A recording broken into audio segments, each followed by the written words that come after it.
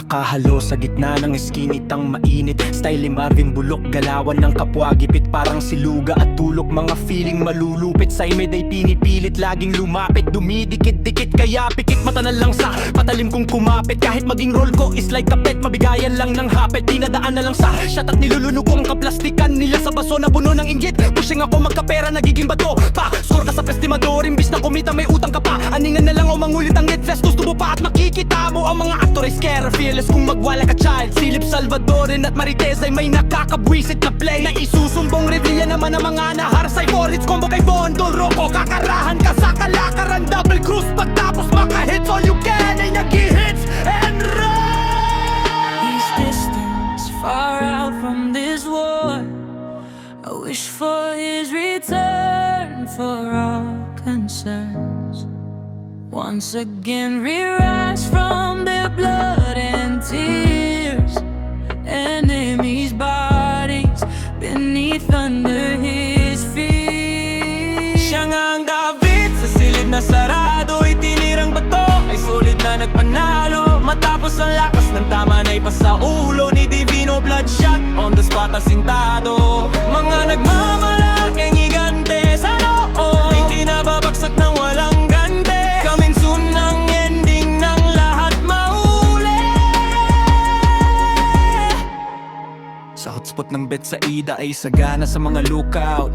Garapalan at tiyanggehan ng bato ay sina-shoutout. Sabayan na lang sa iskinita ng pakapalan, walang time out. Ng mga retailers para lang magka-break but without ethics in the same time. Sa isa't isa ay full of doubts. This fucking toxicity na nagsusuffocate sa Betsada ay mula sa mga peste. Sa iskinita talagang nagdagsa. Kailangan ng tawagin na si Divino para pumuksa sa mga naghari-hariang makakapalang muka na silang gustong umani ng kanya mga tanim na punla. Sila'y naglalaban para sa pwesto, pero pag may kalaban biglang naglalaho. Repeat, pag makulit ay tablado. Paandar na lang ako para magulo. Nakakabihe pag tatahimik ling ako sa nagkakapagkara. Sumasabi to, humirit ang makasingit. Abagan ng babakas, kakamping akala mo mababait. Pag-usapang sharing ay walang gustong mag-comment. Kitang-kita ni Marvin ang kakupalan kahit na nakapikit. Sistemang puno ng pandaraya at palusot na paulit-ulit. Umiral na kabulukan ay matuldukan ng leksyon. Si Marites kung magpakalat ng tensyon. Sa bawat balita ay mabilis ang expansion. Sa paligid ng chismis niyang pure invention. Vision niya ay laging nakamasid sa buhay ng iba, habang nasa isip ay ang humusga. Dahil dati nang tawang hinala sila at before pa na mabigyan ay need pa ng pabor. Kahit pare-pareho lang naman kaming umi-score sa ginagawang pananalapi. Ay power trip, ay sura kahabugan at paandar nila mag-o-open ng door ng kulungan at dun mag-angas ng kwentong sistemador na niloloko ang sarili. Sinasabing gustong umangat patulak sa mundo, ngunit ang madalas ay ang makapangapa. Natulak sa aming tawagin si Lord Divino Shine. Isang taong may matinding malay at husay. Paninindigan at lakas ng loob sa mga bagay. Nakakaunti lang nakakaunawang tunay. His distance far out from this war. I wish for his return for our concerns.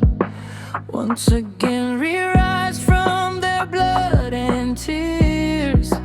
Enemies' bodies beneath under his feet. Siya nga ang David sa silid na sarado. Itinirang bato, sulit na nagpanalo. Matapos ang lakas ng tama na ipasa ulo ni Divino. Bloodshot on the spot asintado. Ng mga nagmamalaking higante sa loob na kinababagsak ng walang kante. Coming soon ang ending ng lahat mahuli. He's distant far out from this war. I wish for his return for all concerns. And in this moment I yearn to witness what they deserve. I wish for his return. He'll let all